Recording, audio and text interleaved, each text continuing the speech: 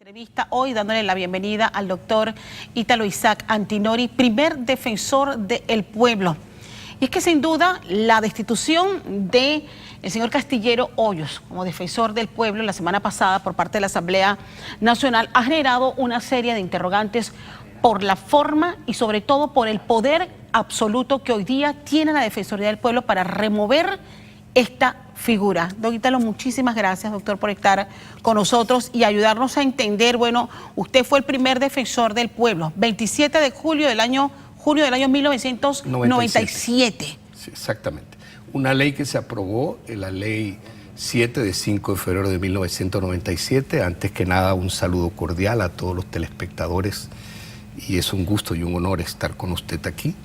Mire, esa ley, y debo ser muy sincero, la promovió el gobierno de Ernesto Pérez Valladares, con quien incluso no tengo unas buenas relaciones personales hoy día porque a raíz de nuestro ejercicio profesional como defensor del pueblo tuvimos muchas discrepancias, porque un defensor del pueblo debe defender al pueblo, nunca defender al gobierno.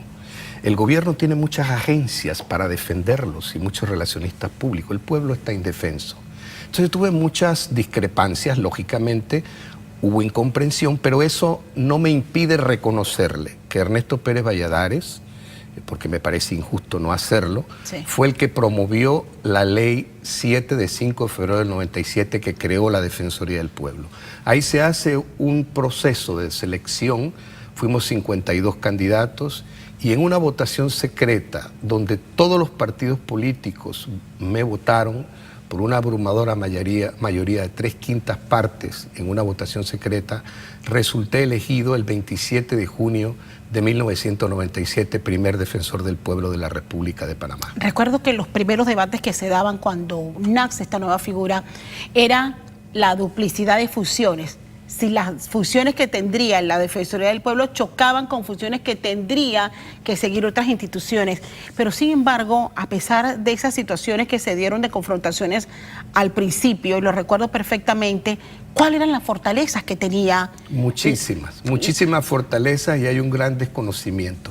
Yo quisiera partir por decirle que hay una diferencia muy grande entre el periodo que nosotros ejercimos y el fundamento legal que existía y lo que ocurrió después. La ley 7 de 5 de febrero del 97 tiene una característica muy especial, que lo debemos explicar para que los panameños lo conozcan. Primero, el defensor era elegido por la Asamblea Nacional. El órgano ejecutivo tenía que firmar un decreto para nombrarlo, pero no podía objetarlo ni vetarlo. Y solamente podía destituirlo o removerlo la Corte Suprema de Justicia por causas muy específicamente señaladas en esa ley. ¿Qué ocurrió? Que todo esto de la negligencia notoria, todo esto, estas causas que hay, por ejemplo, por incompatibilidades o por incapacidad física o psíquica sobrevenida, aparte de los hechos delictivos, todos eran determinados y juzgados por la Corte Suprema de Justicia. La Asamblea no podía remover ni suspender al defensor del pueblo. ¿Qué ocurrió? Que en el 2004 vienen unas reformas constitucionales. Nosotros como constitucionalistas nos opusimos a esas reformas constitucionales, no solamente por el método, porque creemos en una constituyente, sino porque en cuanto a la Defensoría del Pueblo, ¿qué se hace? Sí. Se le otorga en el artículo 129 la capacidad y la facultad a la Asamblea Nacional de remover al defensor del pueblo por las 2/3 partes. Entonces viene y se hace una dicotomía. Uno, lo que tiene que ver con causas que no son exactamente delitos, como la negligencia notoria, que la tiene que calificar la Asamblea, como el caso del exdefensor Castillero Hoyos, como el caso de las incompatibilidades, o como el caso de una incapacidad física o psíquica sobrevenida en el ejercicio del cargo. ¿Qué dice el artículo 11b de la nueva ley 7 de 5 de febrero del 97, modificada por aquellos que nos siguen por la ley 41 de 1 de diciembre del 2005? Simplemente eso, la Asamblea por 2/3 partes no tiene que hacer un juicio, porque no es un proceso, es un acto administrativo de la Asamblea. Sin embargo, si fuese un delito cualquier delito, que no solamente el acoso sexual, un delito de blanqueo de capitales, un delito contra la administración pública, un delito por omisión de sus funciones, toda esa gama de figuras tipificadas en el Código Penal como posibles delitos, eso es competencia de juzgamiento de la sala penal, no del Pleno, de la sala penal de la Corte Suprema de Justicia y la actividad investigativa a cargo de la Procuraduría de la Nación. Y ahí están los fundamentos para aquellos juristas que nos siguen y aquellos estudiosos. Busquemos el artículo 40 del Código Procesal Penal y el artículo 482 del Código Procesal Penal. Con esas nuevas reglas es evidente, doctor Se Ítalo, debilitó el defensor. ¿cuántos defensores han podido culminar su periodo? Solamente los que estuvimos bajo el amparo de la Ley 7 de 5 de febrero del 97. Ítalo Antinori Bolaños, primer defensor del pueblo, la persona que me reemplazó, Juan Antonio Tejada, que estuvo hasta el 2005, 2006 estuvo él, y todo el tercero fue Liborio García. Ya estaba la reforma del artículo 129 que le daba a la Asamblea la facultad por 2/3 partes para removerlo, y lo removieron. Luego Liborio García, vino una joven Mónica Pérez que estuvo unos meses allí encargada, y luego en reemplazo de Liborio García eligieron a Ricardo Vargas. A ver, ¿cuán peligroso es? Pero fíjese luego, luego de Liborio García termina Ricardo Vargas y eligen a Patria Portugal.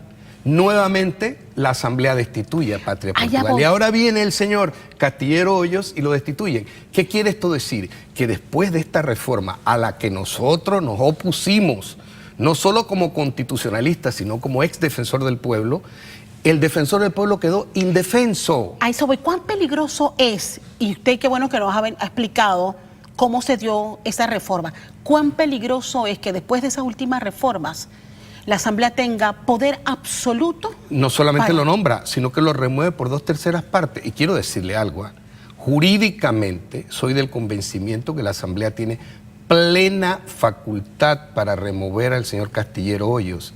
No porque lo diga yo, no porque lo diga usted, sino porque lo dice el párrafo final del artículo 129 y los artículos 11A y 11B de la Ley 7 de 5 de febrero del 97, modificada por la Ley 41 de 1 de diciembre del 2005. Para todos aquellos que quieren buscarlo, allí está la referencia. O sea, no hay ninguna duda, eso no era un delito. Ellos calificaron la negligencia notoria en el ejercicio de sus funciones, que no es un delito, es una falta administrativa grave, como la causal para removerlo por las 2/3 partes. O sea, ¿fue legal? Fue legal. ¿Fue legal la destitución? Para mí fue legal. ¿Y nos puede explicar otros detalles que sustenten esa legalidad en este proceso que de alguna manera definitivamente, ha sido cuestionado? Porque es que no existe un proceso dentro de la Asamblea. No es un juicio, es un acto administrativo que la Asamblea está facultada, desgraciadamente, por esa ley que se deriva de una reforma constitucional y que en la cúspide jurídica del Estado, que es la Constitución, en 2004 se le dio a la Asamblea la facultad de nombrarlo y de elegirlo y de removerlo. Y no solamente removerlo, dice el artículo 129, removerlo o suspenderlo. Y lo dice también la ley, lo podían suspender. Entonces, ¿qué ocurre con esto? Que un defensor queda atado. Primero, lo nombra la Asamblea, pero lo puede destituir cuando quiera. ¿Y dónde queda la independencia? Exactamente. Es evidente, y lo que usted nos ha venido narrando esta mañana, es que después de ese tercer ombudsman, el resto no tendría dos solamente hemos terminado. No tendría independencia. O sea, ¿cómo yo como defensor del pueblo voy a investigar un mal actuar o violación de derechos humanos por parte de un gobierno? Los políticos lo van a resentir inmediatamente y van a tomar represalias. Pero entonces está herida de muerte la Defensoría a partir de ese momento. Está herida de muerte a partir de la reforma constitucional del 2004. Lo dije, lo advertí. Hay un escrito nuestro, un análisis de más de 60 páginas que fue publicado, que se llama Al menos lo advertimos. Y nosotros señalábamos que eso era peligroso para la estabilidad de la Defensoría del Pueblo. El ciudadano defensor del pueblo tiene que tener plena y absoluta independencia. Y la tiene, mire, es una lástima, porque la Ley 7 de 5 de febrero del 97 establece aspectos que la gente desconoce. La Defensoría tiene un poder increíble. Yo la voy a poner a usted, y con la venia y la dispensa suya, como notaria, yo quisiera que usted leyese el artículo 1 de la ley 7 de 5 de febrero del 97. Mire, este ejercicio que estamos haciendo, doctor, va más allá de una simple entrevista. El ejercicio que estamos haciendo y por qué de traerlo aquí a nuestro noticiero es lograr entender las funciones de la Defensoría del Pueblo. Son y muchas. Llegar a entender como sociedad si ha perdido su capacidad y si ha perdido su vigencia en estos momentos. Entonces, bueno, el artículo que me pone a leer, ley 7 del 5 de febrero Artículo 1. del 97, artículo 1. Se crea la Defensoría del Pueblo como institución independiente que actuará con plena autonomía funcional, administrativa y financiera. Y lo que sigue lo subrayo. Sin recibir instrucción de ninguna autoridad, órgano del Estado o persona. Qué bueno. No recibe ninguna instrucción. Cuando nosotros ejercimos el cargo de defensor, ningún presidente, ¿En ningún partido? ningún partido me hizo a mí ni permitía que me diera una orden, ni ningún diputado. Nosotros hicimos valer la plena independencia de esa institución y dijimos, hay que defender al pueblo. Y decíamos, solo nos arrodillamos ante Dios, no ante ningún hombre ni ante ningún poder. Porque eso es lo que quiere el pueblo.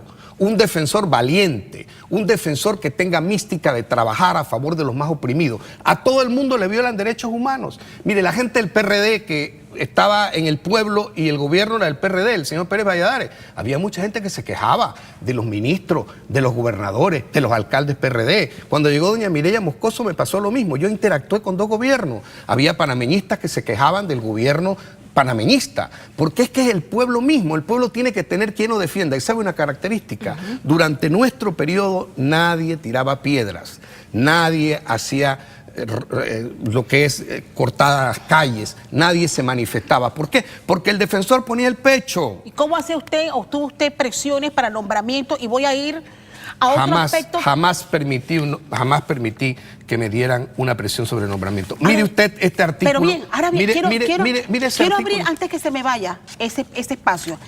En este caso específico, independientemente de los motivos que hayan existido para remover al señor Castillero Hoyos, había un ruido que venía acompañando y que se sabía que ese iba a ser el final cuando se nombra a la señora Maribel Coco. Pero es que esa es una facultad. A mí no se me hubiese ocurrido nombrar a un defensor adjunto que no estuviese de acuerdo con la línea que yo quiero seguir, que es una línea correcta de defensa a los valores de independencia absoluta. Con nosotros no hubo ningún político, porque el defensor del pueblo, conforme a la ley, nombra al primer adjunto. Entonces, si yo voy a nombrar a Maribel Coco, con todo el respeto que ella me merece, que yo no la conozco, pero que es política, pues entonces yo estoy metiendo la política en la Defensoría del Pueblo. Entonces, ¿después de qué me quejo si el señor Castillero Hoyos la nombró? Bueno, volvemos a lo que usted sustentaba al principio. Jamás nombré un político. Jamás estuve con políticos dentro de la institución. Fueron absolutamente independientes, jóvenes llenos de mucha mística, de muchos ideales. Y quiero que sepa algo, en la Defensoría hay funcionarios muy valiosos, valiosos, que son personas comprometidas con la mística de servicio a la defensa de los derechos humanos. Yo le rindo tributo de respeto a los funcionarios que había antes y que están actualmente en la Defensoría del Pueblo, que los han nombrado. No están todos los que yo nombré, otros defensores, pero son todos gente muy buena. Doctorita, lo peor es que la historia y lo que ha pasado con el resto de los defensores del pueblo, o sea, al final, fueron pases de factura, porque aquí cada uno de estos últimos defensores han salido tras un escándalo. Y la sociedad panameña no ha sabido en qué quedaron esas denuncias. Los removió la asamblea, pero penalmente no supimos nunca si cometieron o no un delito. Es que aquí hay un doble juego. Si la asamblea es la que lo nombra y la asamblea es la que lo remueve, lo suspende, la asamblea va a escoger siempre defensores políticos. Mire, yo le tengo que ser muy franco. La experiencia que hay en toda América Latina, y he conversado con muchos primeros defensores del pueblo y académicos del área. Cuando nombran a los primeros defensores del pueblo en América Latina, los políticos no sabían nada de la Defensoría del Pueblo. Entonces dijeron, es una institución que va a ser inoperante, no funciona, y dejaron que académicos y personas independientes fuésemos los primeros defensores del pueblo. Pero después de nuestro periodo, aprendieron mucho de la Defensoría del Pueblo y se dieron cuenta que era una institución valiosa para actuar políticamente y la capturaron. Y a partir de los primeros defensores del pueblo, se cuidan de poner siempre políticos, personas vinculadas a los poderes políticos. Y si usted analiza los defensores del pueblo que me reemplazaron y los que siguieron, todos tienen un cariz político. El que me reemplazó era primo del presidente de la República, Martín Torrijos Espino. El señor Juan Antonio Tejada Espino es pariente de Martín Torrijos Espino, no lo digo yo, lo dice la prensa en la edición del 28 de junio del 2004, que la pueden buscar. Ahí está, lo dice así. Todos los demás tenían vinculaciones políticas con uno y con otro. Y todos fueron siendo políticos. Y claro, la Asamblea lo mira políticamente. Yo quiero que usted lea, tiene que ver justamente con este yo otro quiero artículo. Que usted lea ese artículo. Y que tiene que ver con esto que acaba de analizar. Para que usted vea lo que puede hacer un defensor del pueblo. Artículo 4. La Defensoría del Pueblo tendrá las siguientes atribuciones. Mire el numeral. Numeral 2. Inquirir sobre los actos. Inquirir. Mire, hechos u omisiones de la administración pública, incluyendo como tal al órgano ejecutivo, a los gobiernos locales, a la fuerza pública que pudieran haberse realizado irregularmente. ¿Qué significa irregularmente? No significa solamente la violación de los derechos humanos, algo hecho contrario a la ley. Puede inquirir al presidente de la República. Y es más, son 10 numerales. Usted sabe cómo se ha ido deformando las cosas. El 10º numeral es la mediación. ¿Pero esto es lo que rige actualmente, doctor? Siempre y cuando las partes estén de acuerdo con mediar. Pero esto es lo que rige actualmente. Esto es lo que rige actualmente, pero ningún defensor lo ha hecho. Porque todos han sido temerosos del poder político porque los pueden sacar en la Asamblea. Yo quiero traer a colación lo que ocurrió y que como periodista, se lo confieso, ha sido una de mis coberturas más difíciles.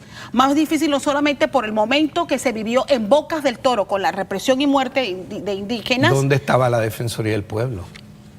Esa era la gran pregunta. ¿Dónde estaba la Defensoría del Pueblo con los medicamentos? ¿Dónde está cuando los educadores están en la calle? ¿Cuando están los ancianos? ¿Dónde están en muchos sitios? La gente se pregunta dónde está la Defensoría.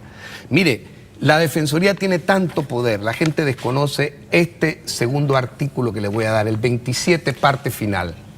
Y le voy a contar una experiencia a usted y a los telespectadores con respecto a ese artículo que me tocó vivir a mí y ejercer. Artículo 27. Parte final del artículo 27 de la Ley 7 de 5 de febrero del 97. Cualquier institución pública, incluidas las policiales, penitenciarias, psiquiátricas, no podrá negársele el acceso oportuno. Antes, puede ser, ahí lo que dice antes, léalo bien. Podrá inspeccionar cualquier institución pública, incluidas las policiales, penitenciarias o psiquiátricas, y no podrá negársele el acceso oportuno a ninguna dependencia pública ni a ningún expediente o documento que se encuentre relacionado con la investigación. ¿Usted sabe lo que puede hacer un defensor? Ir a cualquier institución pública a hacer una inspección. Eso es prácticamente un allanamiento. ¿Y por qué no lo hacen o por qué hemos sentido como... El último que hizo eso fue el suscrito. Ningún otro defensor lo ha hecho. Y le voy a contar una experiencia. Mi esposa, que es médico, María Eugenia Barnet de Antinori, me informó que las personas en el Seguro Social le decían a algunos pacientes que llegaban, porque ella es pediatra epidemióloga, que las personas se estaban muriendo porque los operaban de apendicitis y les daba una gran infección y que algo raro había. Comenzó a investigar y le dijeron que una empresa norteamericana había sido contratada porque había descubierto que los ductos de aire acondicionado estaban llenos de mohos y bacterias. Entonces yo decreté una inspección y fui al Seguro Social. Era la directora, la doctora Marianela Morales, una gran dama, por cierto. Me dio muchísima vergüenza hacerlo, pero tenía que cumplir con mi deber. Y le dije, vea, doctora, tengo que entrar y revisar todo su expediente, todo su despacho.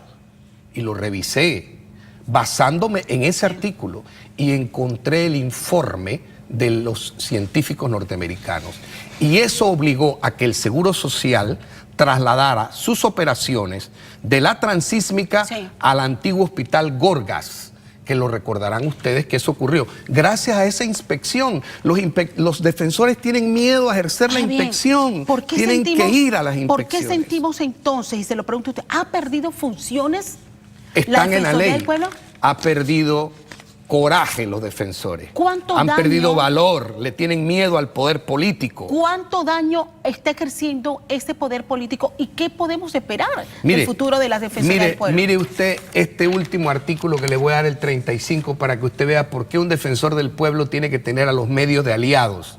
Porque los medios de comunicación son el vehículo más importante para que la sociedad pueda conocer lo que está ocurriendo. Mire ese artículo. Artículo 35. Permítame que le diga, a mí me criticaban mucho en mi gestión porque dice que todo yo lo decía en los medios, pero es que el artículo 35 me faculta y está ahora mismo en la ley. Y ese artículo está vigente. Yo le pregunto, ¿qué defensor lo ha usado? Ninguno. Artículo 35. Mire lo que dice. El titular de la Defensoría del Pueblo podrá poner en conocimiento de la opinión pública nacional el contenido de sus investigaciones y resoluciones cuando lo considere útil y oportuno para reparar una violación a los derechos humanos o para denunciar una práctica administrativa irregular. No solamente una violación de los derechos humanos, una práctica administrativa irregular del gobierno. Entonces, ¿para qué sirve la Defensoría del Pueblo hoy día? Allí tiene simplemente una gran tribuna, un defensor llama.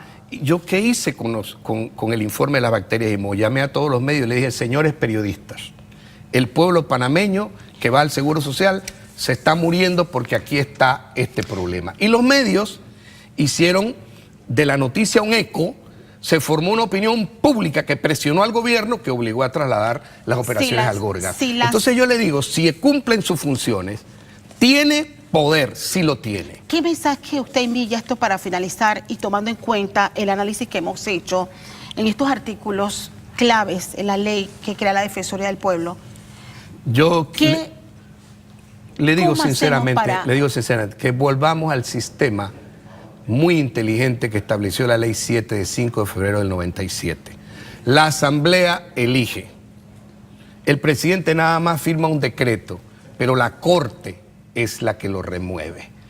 Y darle estabilidad al defensor del pueblo. ¿Requeriría una nueva reforma? Una nueva reforma constitucional, definitivamente. Porque fue desafortunado ese artículo 129. Pero quiero advertirlo, la remoción del señor Castillero Hoyos está fundada en derecho, porque la Asamblea le dieron esa facultad en el artículo 129 y por ende también en la reforma que se hizo en la Ley 41 como consecuencia de ese artículo 129 que se reformó, Ley 41 del 1 de diciembre de 2005. Yo no tengo ninguna duda de que ese es un procedimiento administrativo y de que allí no hay ninguna violación ni al debido proceso, ni hay ningún tipo de acto, porque eso no era un delito.